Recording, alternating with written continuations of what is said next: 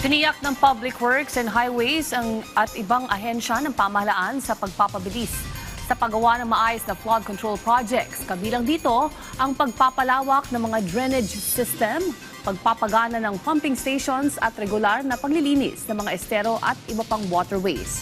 May report si J.M. Thompson. Tuloy-tuloy ang dredging operations at pagkakabit ng mga nature-friendly Gabion Wall para palawakin ang Butuanon River sa Barangay Bakayan, Cebu City. 37% na ang natapos ng Department of Public Works and Highways sa ginagawang flood mitigation project. Alinsunod ito sa utos ni Pangulong Ferdinand R. Marcos Jr. na bilisan ang pagsasagawa ng flood control measures para sa mga residente ng Villa del Rio 1 at karatig lugar nito, kaugnay ng mga napinsalang lugar dahil sa flash flood noong bagyong Tino. Inaasahang mapababagal nito ang pag-agos ng tubig at makaiwas sa pagbaha. Samantala, habang tuloy-tuloy ang paglilinis ng Redemptorist Water Channel sa Barangay Baclaran sa Parañaque City, ayon kay Mayor Edwin Olivares, naayos na ang trash trap na nasira at isa sa naging dahilan kung bakit inanod at natambak ang mga basura sa water channel.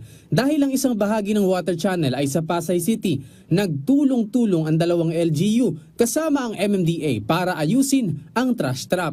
Pero ang gagawin po natin dito, nag-usap po kami ni Chairman Artes, magiging 2 layer po ito para at least kung masira man yung isa, kasi sa lakas ng current, yung ating high tide, 2 po siyang barrier na ilalagay po doon. Para yung crush po natin, ma-intercept po natin, doon pa lang sa mouth at magkaroon po tayong clearing po doon. Napansin naman ng Valenzuela City LGU ang pagbabago sa ilang bahagi ng lungsod dahil sa mga clearing at dredging operations. Kung maaalala nyo last year nung Karina, yung Paso de Bras dito sa NREX, underwater to for 6 hours. In fact, nagsara yung NREX ng 6 na oras nun. Talagang standstill yung mga sasakyan dito. Tinitiyak naman ng DPWH kasama ang iba pang ahensya ng pamahalaan na tuloy-tuloy ang kanilang pagpapaigting sa mga flood control projects, kabilang ang pagpapalawak ng mga drainage system, pagpapagana ng pumping stations at regular na paglilinis ng mga estero at iba pang waterways.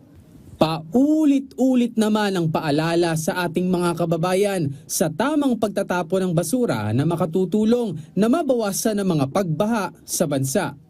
J.M. Thompson, para sa Bayan.